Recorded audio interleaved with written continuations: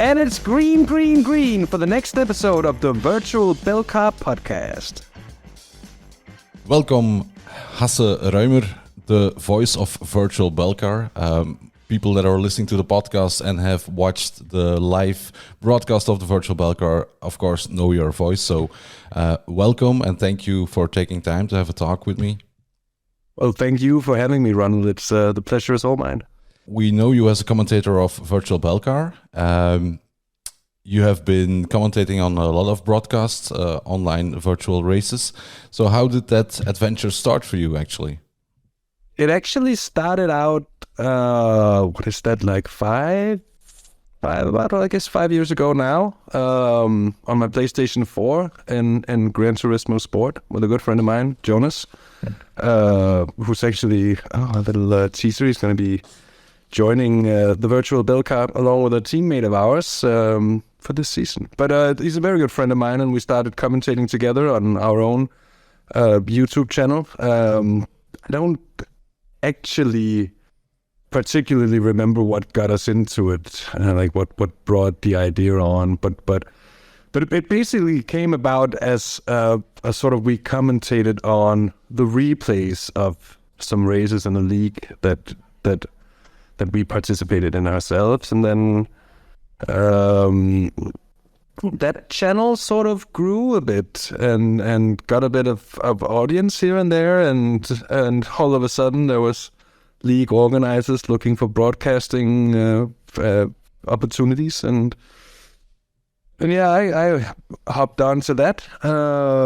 Did a good stint with something called the IGTL, the International Gran Turismo League, which was on a very high level as well in terms of the participants, and I guess still is, and very, very well run, some very well put together events, taking into consideration the limitations that Gran Turismo, I guess, still has.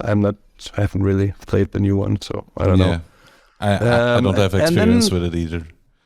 And then I got a hold of an old PC, and that was actually something that I think it was a pretty funny little story, actually. Jonas found a PC in his backyard, basically, and we sort of like wrote it off, but then after giving it a clean and such, it turned out that it was actually still working, and it was just fine. So a bit of a barn find, pretty much a barn find PC.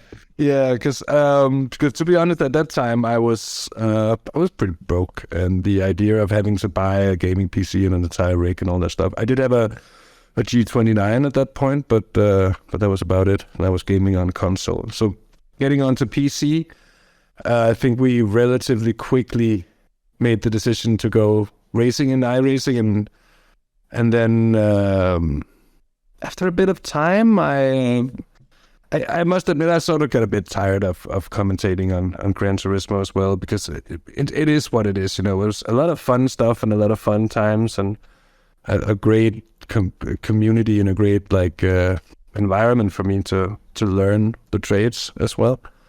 But in the end, having a max, like having a multi-class race with a limitation to 16 cars on the grid, it's not really the real deal. So once I got the chance to commentate for Sim Racers World, and to work with Ian and Chess that way through, and a lot of other great people, Edward May, Peter Mackay, and just to name a few, Marcus Jegstad. We've had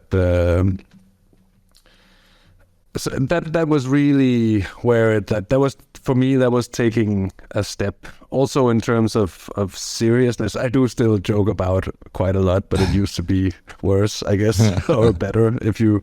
That really depends on who is viewing, probably. I guess that's gonna divide the waters, I guess, like Moses walking into it. But that really took it to the next level, and that also brought you and me together. I came in sort of as a color commentator to Chas Draycott. Yeah. who was, I would say, a mentor of sorts, as well as being a super guy and such a great guy and such a good commentator as well. And in that regard, I was really able to pick up on a lot from him that I feel like I at least was able to learn a lot from working with Chess. And then obviously Chess having an increasing amount of real life commentary commitments and having his thing getting bigger and bigger and his name getting bigger and bigger as well. He moved on and here we are, and I'm so happy for it. It's been such a great journey, and I always wanted to commentate on sports. I always had this dream of doing this one way or the other, but I just never I could never see myself making it the traditional way through taking an education as a journalist or whatever. That I don't think that's really wasn't really my path. So for me, it was kind of a way of getting to do this in my own way, and I thoroughly enjoyed, and I still do.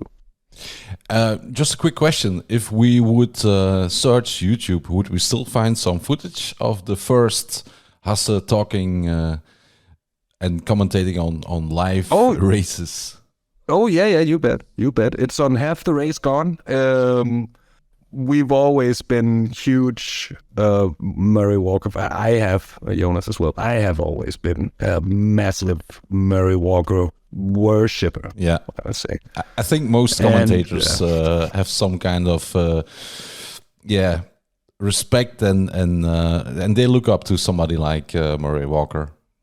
There was a flame of passion in what he did, and his voice and his ways of expressing and his way of being an entertainer. And I think that's something that was largely missed upon in his final years, and something that looking back at it, it's I think it's very shameful that he was treated in that way, but because I do it a lot myself, but it's also sort of I don't know if I do it a lot, but we all make mistakes, and sometimes things happen so quickly that you're just bound to get something wrong when you're doing when you're broadcasting endurance racing. You're bound to get something wrong within 12 hours of commentary on a 24-hour race.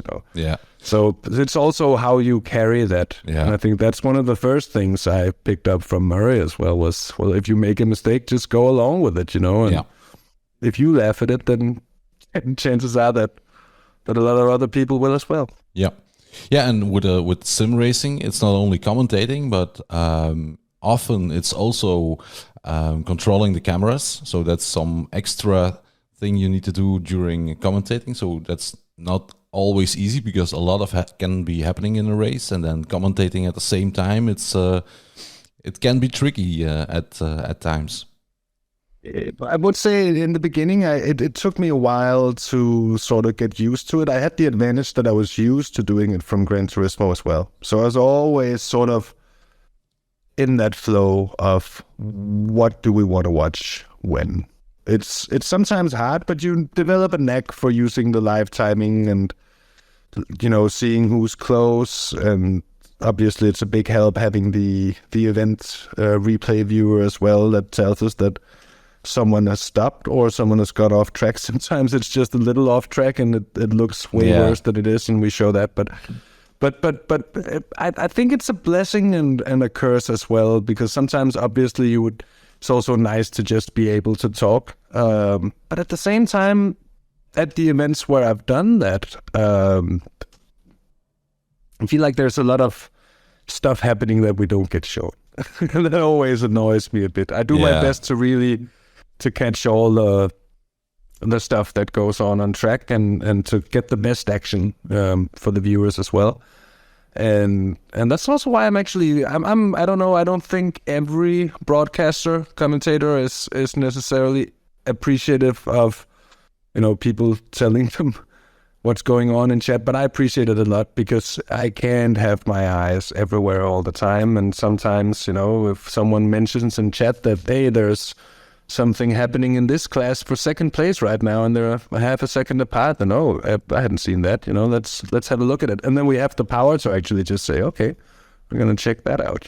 Yeah. And that's the blessing part of it. And once you get used to it, I don't think it's so bad. For me, it's I can be a bit of a control freak sometimes. I like having a finger on it and such. Yeah. So I enjoy that. Yeah, I completely understand. And yesterday we had a test broadcast of a race of a Clio Cup, and we had I think 28 cars. And at the end of the race, I was feeling sorry for some people because I knew I didn't give them enough attention with the cameras. And that's always, you're focusing on some of the action, but a race can fly by so fast. And then afterwards you think, oh, I haven't paid attention to this one or this one. It's like, sometimes it's, especially with short races, it can be a hard thing to have your sight on everybody at the same time and showing everything at the same time can be difficult sometimes. It surely can, and I think we're limited in some ways that, like, say, a professional production team wouldn't necessarily be in the same way. We can't, perhaps we could, but I don't know how we could set up a split screen, for instance, to watch two battles at once. As you could see, one battle from an onboard cam, and then have another battle going on the second side. That would make a lot of sense in so many situations. Yeah. And in that regard, it's just difficult, But again, I think we always just have to say we do our best, Yeah, definitely.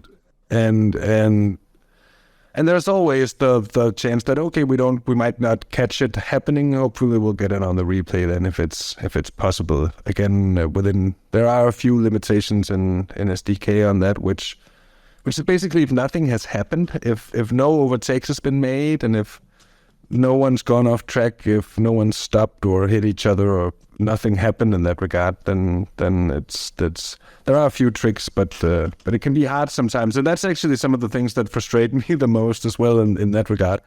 When I'm trying to find something because I want to see what happened in the situation, and I just can't find because there's nothing happening, so you can't jump back to that particular point. But I mean, in general, I'm actually quite amazed at the opportunities we have in terms of production value and how we can do things nowadays. It's it's pretty amazing, and it's adding to the enjoyment as well. And for me, it also, like Edward, for example, Ed May, he's a machine. He did a 12-hour commentary stint or something like that once. A crazy guy, I think I've done that once as well, and I said to myself, never again. That was just too long. Also because at some point, it's like you wouldn't tell a pilot to go flying for 24 hours straight or something like that either. It becomes dangerous. Obviously, it's not dangerous because all the danger is that I'm going to be talking crap or something like that, which I guess happens anyways. But no, at some point you get to a point where there's just no more to say, and you need that sort of rotation to get in fresh at some point, and it's always no, sorry, it was just a quick point, but it's always interesting as well coming back and because obviously, say at the 24 hours of Salter through the night.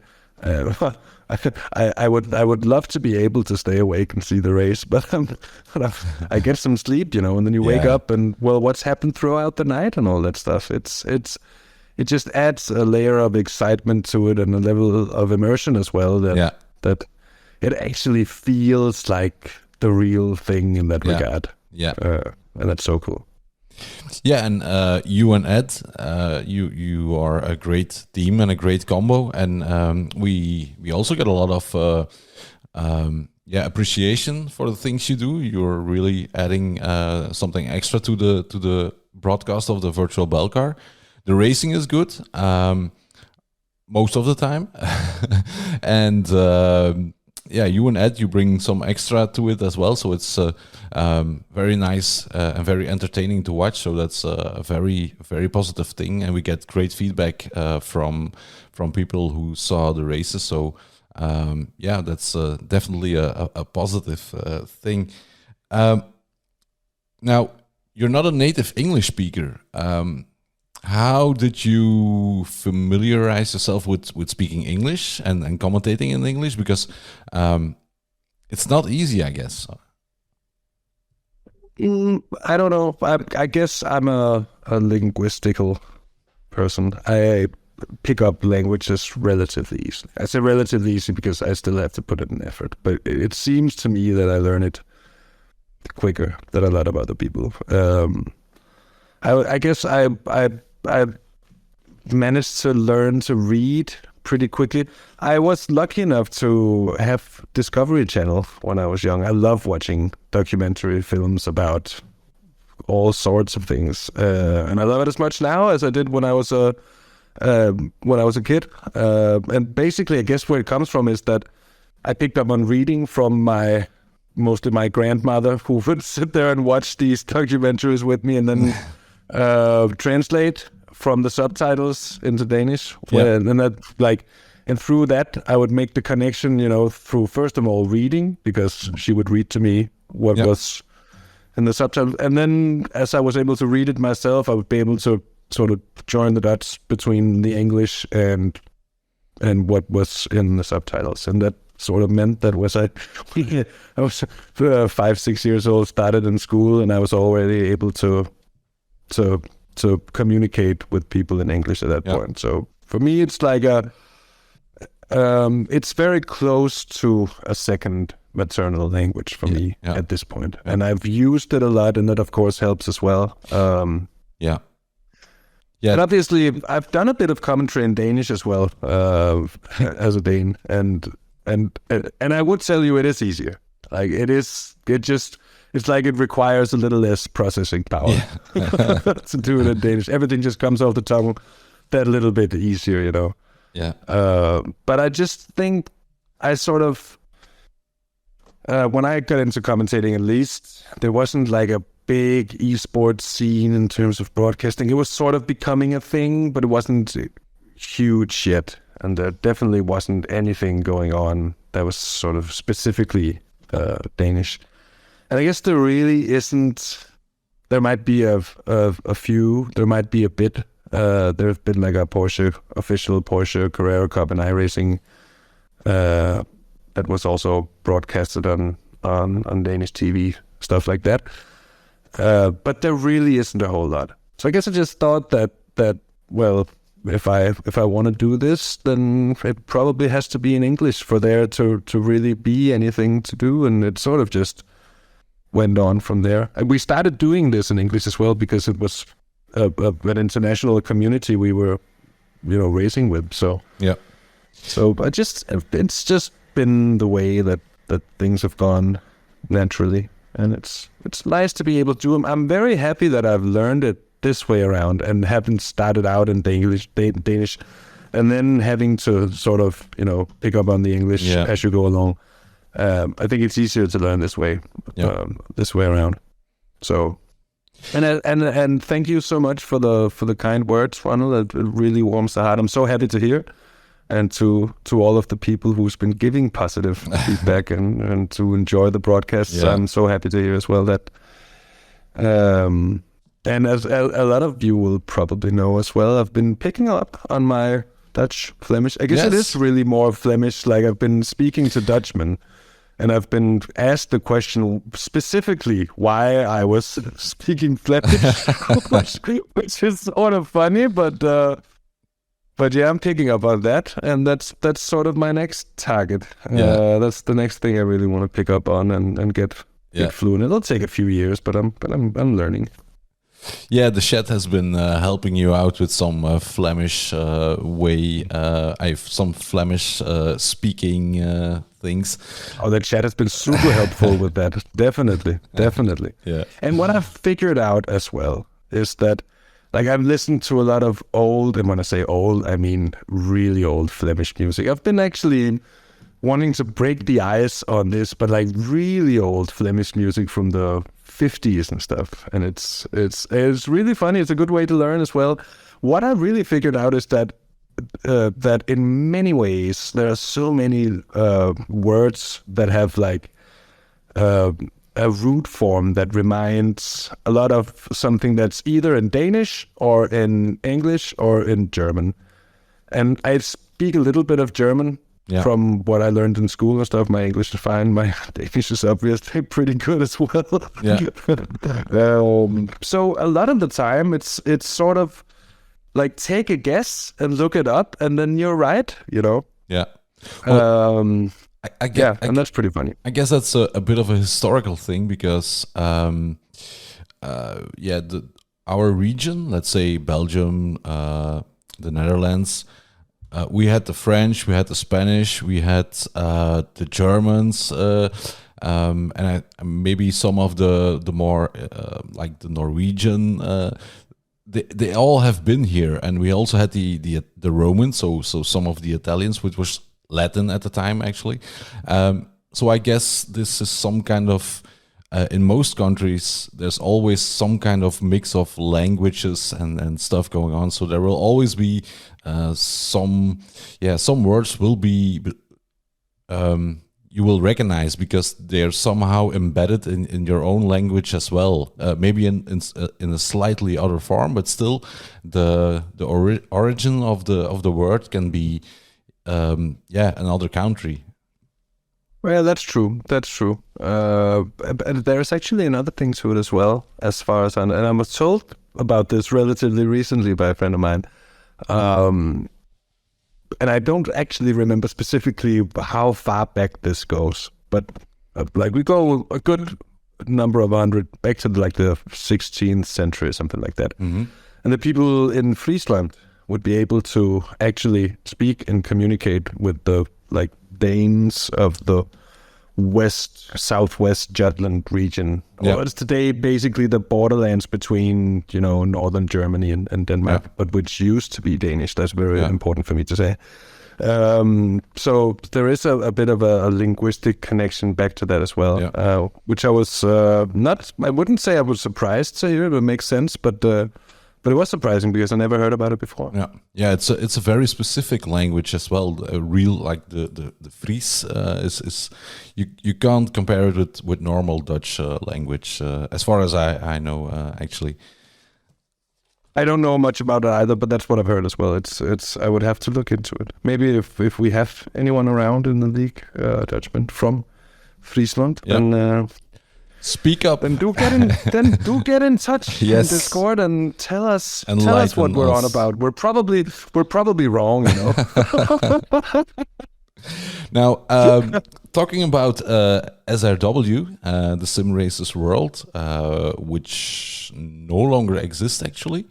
I don't know if you have seen it already, and it's public knowledge at the moment. So, but Ian is going to be a father as well. Oh, I didn't know. Yeah. He just, I think today or yesterday somewhere he was posting some stuff. So, that's. I thought I would share that with you as well.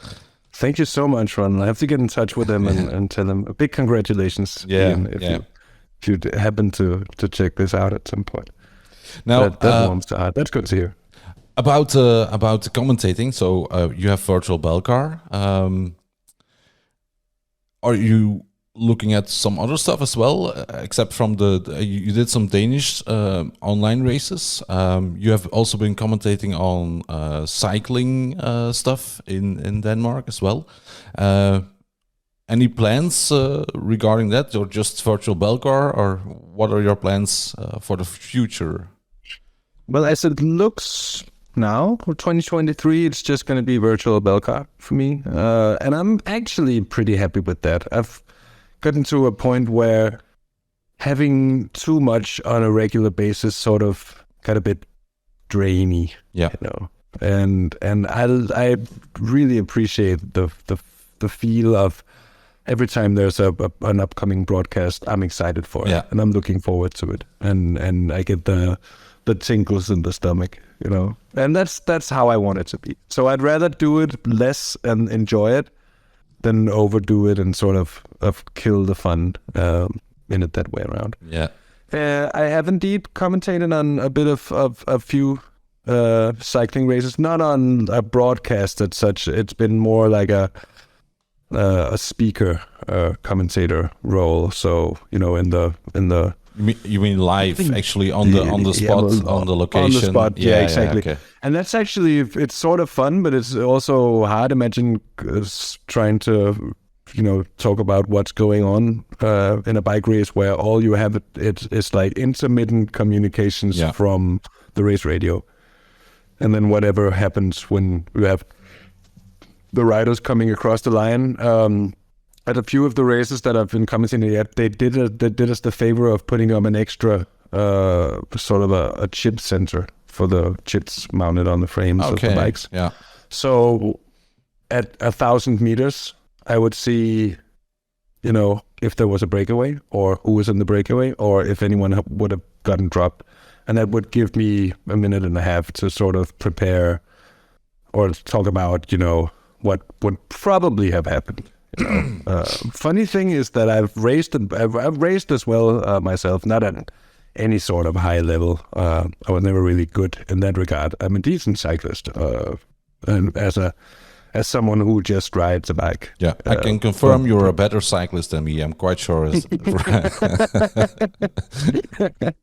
But I did race a bit when I was. It make me sound very old. I'm 32, but when I was a bit younger, I did race for a few years. But my point was that I most of the time I would have raced the routes that I would be commenting on, which is sort of like having raced on the track where you're commentating on, I guess. In sim racing, it's easy, and in real life racing, it's a bit harder, I guess. But but it just gives you a sort of an idea what happens out there, and you sort of always look up the wind direction and speeds and all that. So you sort of have an idea where it's gonna split up, and anyone who's ever watched a bike race, a flat bike race on a windy day, knows that what that looks like is echelons and faces of pain. Proper hard bike races, but I guess as you have it in Belgium as well. We have a few, yeah. But I will speak about it. The best time of the year is now. In my mind.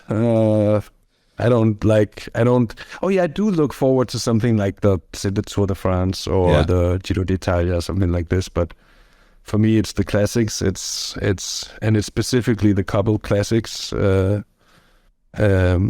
which mostly happen in Belgium. And then there's Paris-Roubaix as well, of course, which is sort of almost Belgian as well. Without pissing off too many people. Don't tell the French. No, don't tell the French about that. But I think we can all on this side of the wall, say, agree on it. But that's the best time of the year for watching bike races, and I guess not always the best time of the year for riding yourself. But when there's cycling on every day, it sort of inspires your riding as well, I feel like. So, but I would love to sort of keep on doing the cycling commentary thing. As a lot of you would know, I'm very passionate about my cycling as well. Maybe even more. I feel like I'm quite passionate about motor racing or sim racing as well. I think the great passion in terms of sports in my life is though cycling, and I have a very hard time shutting up about it. As I told you, I bought a Belgian bike last year. So I bought a Ridley. You told me you live about 4 kilometers from the headquarters. So shout out to Ridley. Great bikes. Best bike I've owned. Well, you should if you love like racing and bike racing, then actually you should move to Zolder, because there you have a mix of everything. You have car races, you also have cycling stuff going on. Yeah, and especially cyclocross in the winter. Yeah, and especially now, soon there will be like this oval thing for the bikes as well. So they are building in that. So velodrome. Yeah, and it's quite a big one actually. So it's big. Yeah. Also the BMX, which I love to see, is BMX racing. I really like that stuff. It's fast. It's exciting. So. There's a lot of it's stuff. Super fun as well. It's super fun to ride BMXs as well. Yeah, definitely. Great thing. Now it builds a skill as well. Yeah. Talking about sim racing, so you're still sim racing yourself. Yeah. Your team is going to join maybe the Virtual Belcar as well. How are you going to handle the commentator course if something would happen? I think I've been a part of this team for a few years now. Yeah. We know each other. We're good friends. What's the team name, actually? It's Team Simpact Racing, and that came from us usually just being TSR. And I actually don't recall what the original TSR was standing for. And then at some point we had like, okay, TSR has to be something. I think that was because there was another TSR. I was not quite sure. Okay. So we became Team Simpact Racing, TSR, or just Simpact. Yeah. Sponsored by a Dutch firm that works with noise cancelling products and noise dampening solutions and stuff like that. It's called Noises. We're going to be fielding a team of Jonas Holm, who is a good friend of mine, is the guy I started commentating with. Dane, a good experienced driver. Yeah. Who knows his way around. And then Martin van Rijbeck, who's a Dutchman from the village of Vijfhuis, that resides just next to the Schiphol airport. And Martin's, I'm not quite sure if it's just because he's between us, he's like in the team, he's a sort of a very big fish in a very small pond. He's a pretty fast driver. And he does race, normally in top split as well and stuff like that. So I'm pretty interested to see just how he's going to manage, and where they're going to be, how we can handle the madness of Virtual Belcar. Like if there's any sort of curse, I'll take that completely upon me. But we've died in many races together by now, so it wouldn't be the first time I've killed him, so to say. But we've raced for a few years together with other guys coming on and off as well. But like the trio of us as the mainstay of the iRacing team, I think we've done pretty much all the road special events by now. Yeah.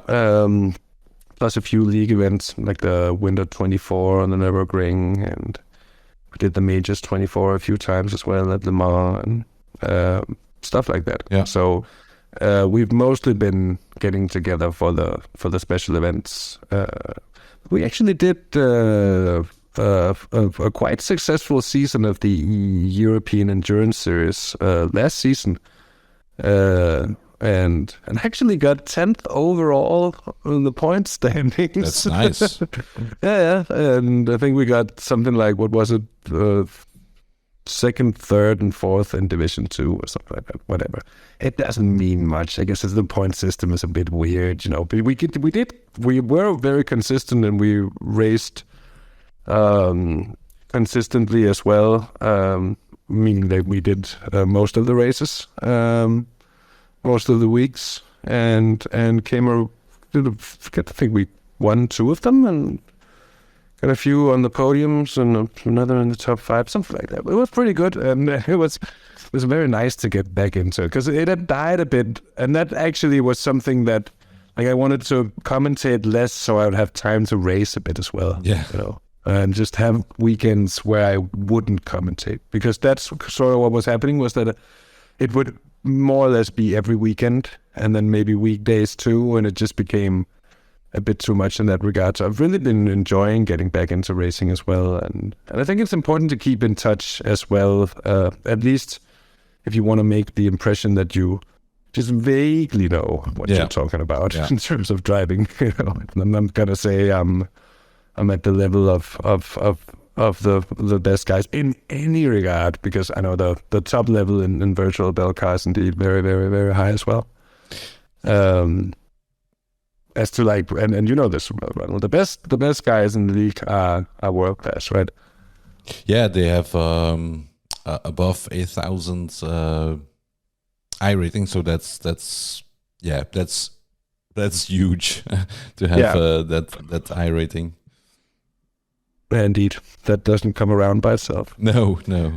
But no, we've been racing for a good number of years together, and the guys are really excited to join as well, and been looking forward to it, and I'm looking forward to it as well. We have a striking livery, and if I'm not very much not mistaken, because Martin makes our liveries as well, and it's usually there are an Easter egg or two hidden somewhere in the livery, somewhere there's a funny little sticker or someone's face or a Murray Walker or something, he puts stuff in there. Well, okay, I need to then we need to look for the Easter egg. Talking about that, yesterday in the Clear Cup race, there was also somebody who had a nice Easter egg, so to speak. He had the face of the Queen on his helmet. So the Queen is racing on iRacing. The Queen of England, and So she has risen again. Yes. God did save the Queen. The Clio Cup, was that important to her? That's quite something. Sorry, what do you mean? I just said the Clio Cup, was that important to her that she would rise from the grave? Yeah, probably. It's apparently, but it's a funny thing, and I always find it funny because some people do notice some things like that as well. I hadn't seen it, and then somebody posted a picture and then made a comment, and I was like, what are they talking about? And it's a detail on the helmet. The helmets are a good thing as well. Martin, my teammate, he has a great helmet. I think I can break this. He's not going to be mad at me for saying this at all. Martin, I love you, but you're a bald man. He's a bald man indeed. Watch out what you're saying, because... and he can't run away from it. But he isn't either at all. In fact, his helmet is an eggshell. Yes. But be careful what you're saying, because know who you are talking to, because I have the same amount of hair as an egg as well, so... I'm in the club of Maarten. But I have been there on and off myself. It does grow out, but it. I will share a picture at some point as well, so you can see the hairline at the top of my head slowly disappearing, and I'm becoming thin hair there on top. So it's also becoming it's pointing the direction of baldness as well. Yeah, well, that's how it goes for most. Yes, that's how it is. Indeed it is. Now, you've been commentating on races, so that means you have seen a lot of races as well. You have been commentating on some Gran Turismo stuff as well. Now, if you look at all the different sims out there, and then I'm talking about like iRacing, R Factor 2, ACC, AC. For me, iRacing is still the best looking in a way that it doesn't have the slickest graphics maybe, but the way the car is moving and handling itself is, in my eyes, superior to all the other sims actually. They have become better, but I don't know how you see that. If you have to compare to how as a viewer, to me, iRacing seems the most natural, actually. This is going to be an echo chamber here. Right? Oh, I completely agree. For me, I don't really care about how the spectators look. No. I don't look at the spectators when I'm watching sim racing. Maybe if you're someone who does, sim racing photography, and you care about that level of details in these things, fine. for me, iRacing, with the way the physics are implemented and the way the cars are moving, maybe not, like, there could be some improvements to the way there's like a, let's say when there's a side-to-side contact and the cars fly to each side and you think, oh my dear Lord. Yeah. You know? Some of this is a little bit overdone still, or a little bit out of touch with reality. But the way you can see the tire interact with the track and the suspension work as the car travels along. Yeah. There's a realism to this that nothing else gets close to. And I mean, I love Assetto Corsa, especially driving in it, because it is so many different things. It is the do-it-all sim, you know, and it's great. But for competitive racing, iRacing is better. I think that's my opinion.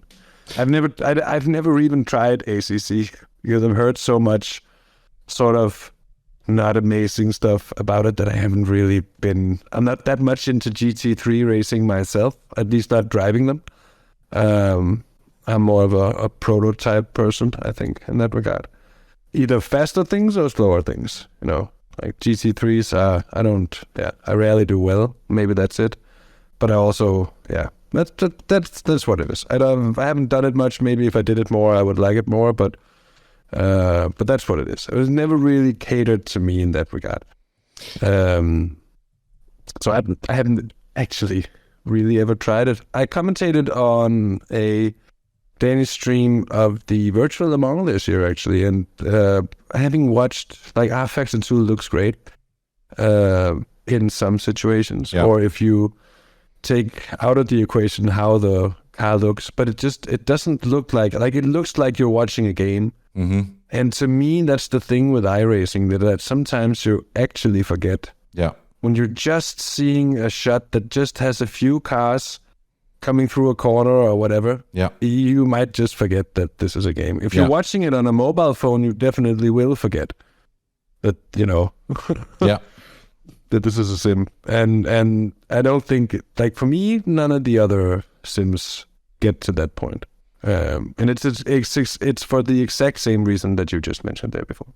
Yeah, I do hope that they fix something before the Virtual Belcar, because I've seen the practice sessions at Sebring, and some of the cars were actually dipping the wheel into the racetrack a bit too deep. Actually, that's I've seen a that weird as well, thing, and I've only seen it in Sebring so far. Maybe some other tracks as well, but that's something they need to fix a little bit, because it's looking. Sometimes it's a bit awkward, but it's probably whatever it is. I have seen it, and it looks very weird. I saw it on, what was that even? It might have been Sebring. It might have been something else. I think I saw it at Watkins Glen too. Yeah, it could be. So I think there is a bit of a thing with it, and they I don't really think I would notice. I don't think I've had the problem of actually having it in a broadcast, but I hope they get it fixed, obviously. Because it's exactly those little visual immersion breaking things that I think iRacing normally does so well. Yeah. And there's also a difference to the development strategy from iRacing to everything else, because the haters, and I were in a bandwagon where it's okay to sort of, pledge your allegiance and say, well, I actually prefer iRacing. You can be a fanboy. Don't worry. Yeah, we don't have to be. We don't have to be diplomats here. No. But the haters are always going to say that, well, iRacing is such an ancient simulator. Yes. Yes. Which is true. It is in PC terms. It is based on something very, very old, but it's at the same time it has been refined and perfected and improved and like time and time again.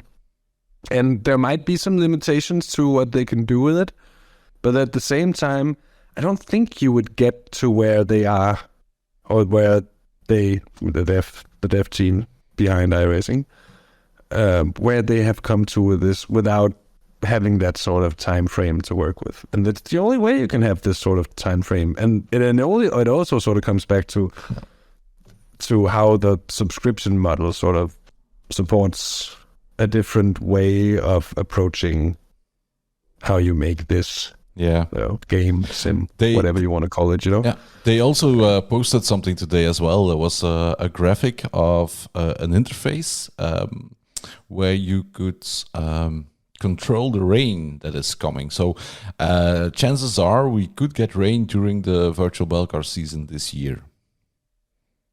And that would be very in spirit, wouldn't it? I hope we get it for Spa and or Solder, because probably a lot of drivers wouldn't. Probably you wouldn't as well, because you're gonna be some busy men in race control as well once we get rain. yeah. But as a commentator, like that's like I'm gonna make a very bad pun here, and I'm sorry about it, but it's gonna be any commentator's wet dream to have rain sim racing, because it becomes all the ways that sim racing sometimes can get predictable are sort of thrown out the window once you, at least if it's a good representation of rain. Yeah.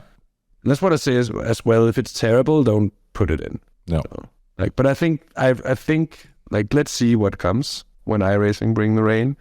I think a lot of drivers are gonna be not racing that much in the rain because of the inherent risks involved with it, and like whatever hits you could take to iRating, safety rating. Yeah. Personally, if it's well done, I'm looking forward to it. If it's not, I would probably sort of avoid it until it's well done and well implemented. Yeah. Because I've done a lot of rallying in sim as well, both in Dirt Rally 2 and Richard Burns Rally as well. So I do enjoy a slippery surface here and there. And I would like to have that in sim racing as well. And the whole like puddle accumulation and the rubbering of the track that all of a sudden becomes super slippery, so you have to use the wet lines and all these things, I think is something that haven't really been properly implemented into anything else. I don't know how R-Factor 2 is with the rain. I don't know how they've worked it. I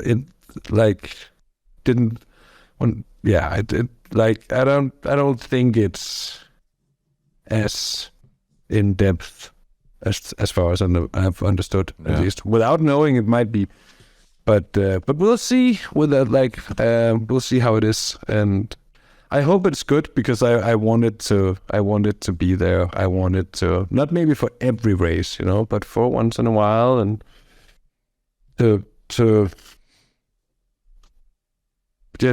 the pigeons in the sky for a moment, and see what happens. It's gonna be interesting. Yeah. And you can't help but wonder a track like even Le Mans, or especially like at the Nordschleife, where if it rains at half the track, you might end up having to do that half of the lap on slicks, and it can happen in Spa as well, actually. It very much can, and we've seen that quite a lot, both in every race at Spa. It's happened in F1. It's happened at the 6 hours and at the 24 hours as well, of course. Yeah.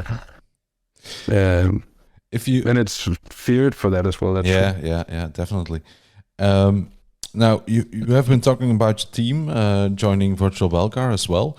Do they already know which car they will which class? Yeah, I think they I'm not don't hang me up on it. But I think they were talking about BLC1 and the Lamborghini. Yeah. Okay. So that's going to be interesting, and I think it's going to be a good fit. Yeah, for him as well in the end. We've done a lot of Porsche Cup, but somehow, and I don't agree with the guys on this one, that they seem to think the current gen Porsche Cup is a little too easy to drive. Okay, well, it's easier than the one before. That's for sure. It's definitely easier than before, but it's as much as it's easier. It's the sort of as much. It's more enjoyable to drive. It's what I'm trying to say as well. Yeah. It's still one of the by equivalent measures, basically. Yeah, it's still one of the more difficult cars on iRacing, definitely. Like somewhere together with the V8. It's not actually a V8 anymore, I believe. The Australian V8 supercar is not a V8 anymore. I don't think so. Isn't wow. Didn't they change? I don't know. I must admit, I don't really. I know nothing about engines. I'm not Australian. Me neither, mate. But no, I don't know actually. But what I do know is that is also a difficult car to drive, and there are others. But the previous Cup car was like, you never knew if it was going to brake or not. Braking to get it stopped. It was like, it's so hard to have a consistent braking point, because it was always like, oh no, it's not working, and then you have to. It was really hard for me, at least, to control that car. Yeah, the old Cup car for me was always a car of either being 100% dialed or driving it with like 2% margin all the time and everything. Yeah, at least, yeah, right. The new one is a lot easier. You can sort of push a bit harder. More. Yeah. And I think for the new Porsche Cup car, for me, it's the front end. It's the way the front end sort of bites. It has so much less understeer than the old car. The old car was a bit of a, like, it needed to be driven in a specific way, as with very Porsche-esque, very 911, esque way to drive the car with the throttle. Yeah, and very limited steering input in the end. But the new car, it just turns in, and it's very snappy in that sense, I feel like, compared to the old one, at least. Yeah. I've enjoyed that. But I think BLC won. Now they're probably going to do something else because I said this. We'll see. But I think that's what they spoke about, at least. Well, it will be nice to have them, and they are very much welcome, of course. By now, we have almost covered an hour of our podcast. So, if it's okay for you, it's a nice time to start wrapping it up, as they say. Because if we don't look at the time, we probably will be talking tomorrow morning. Somebody needs to stop me at some point. Those, and the audience will as well. So indeed, yes. Yeah. So we are very much looking forward to the Virtual Belcar season. It's great to have you and Ed again. So that's definitely something we can. We know it's covered. It's done in a good way. So that's a concern less for me. Let's say there are other things I need to be concerned about. So that's something we can be. Sure, it will be done in a good way. So thank you again to join us. The pleasure, as I said before as well, Ronald, is all mine, and thank you for having me. I'm having great expectations for the coming season as well. I'm really looking forward to it. I think it's going to be as good, if not even better, than what we've already had. And you know what I think about the Belcar. And I must admit as well, Ronald, after having been on a league or 10, and having seen a lot of racing, it is some of the best. Not necessarily in the sense that the entire field is at a really high level, but in terms of the racing, in terms of the etiquette, in terms of the sportsmanship, and in terms of the stewarding, all of these things combined, it's a very proper package in that regard, and I think it always makes it really, really enjoyable as well. So great to be working with you and Andy as well, and looking forward to another season in the booth with Edward. Yeah, it's going to start not so long from now, actually. So it's getting closer. April 7th. Yes, the first one will be at Sebring. That's one of the more exotic races, together with Mount Panorama. And then we have the tracks that are also included in the real Belcar, like Oschersleben, Spa, Zolder, Magny-Cours. So a more, European bundle of tracks, but 2 exotic locations, and I'm looking forward, and both in excitement, but also with a little bit of fear for Mount Panorama, because that's going to be a tricky one. But we do have we are confident that the field can handle the mountain. Yeah. Well, I think it's a very hard track. I did the 12 hours, or I attempted the 12 hours of Bathurst for the first time this year, and Julie died, I think twice even. Yeah, well, I know. And I was with a teammate of mine, Jonas, who's I'm not going to say too much, but he's sort of comfortable at that track. So even with a guy even with an expert trying to teach you the way around, it's still very, very hard. Yeah. And I think a lot of the concern I could have in terms of that is that there isn't really many people who's going to have the sort of experience of multi-class racing there, as in what can you do where, on the mountain, of course, in particular. There's not a lot of space. But that's a challenge, and it's going to be an unpredictable race. It's going to be a race where everything can happen. So again, for me as a commentator, and I think for a lot of the people watching as well, it's going to be one to look forward to, and for all the drivers and for the organizing part as well, because every incident gives work for you guys as well, and decisions to make in terms of penalties and all that stuff. So it's going to be a lot of stuff to handle, I guess, and it's going to be a chaotic one for the drivers. So I'm not necessarily envious of the drivers. I'm not envious of having to like be in your seat as well, Ronald, for that occasion. But I'm very much looking forward to taking my seat in the commentary booth, and I'm looking forward to taking you along for it as well, the audience out there. It's going to be great, I think. Yeah, I think so. Once again, Hasse, thank you very much for creating some time to have a chat. It was very fun, very entertaining, and looking forward to the next race at Sebring, and I think the audience is also looking forward to some more races commentated by you and Ed. So thank you, and we'll talk probably at Sebring. Well, we will indeed. Thanks for having me, Ronald. It's been such a pleasure again to everyone listening. Thanks for tuning in, and thanks for now.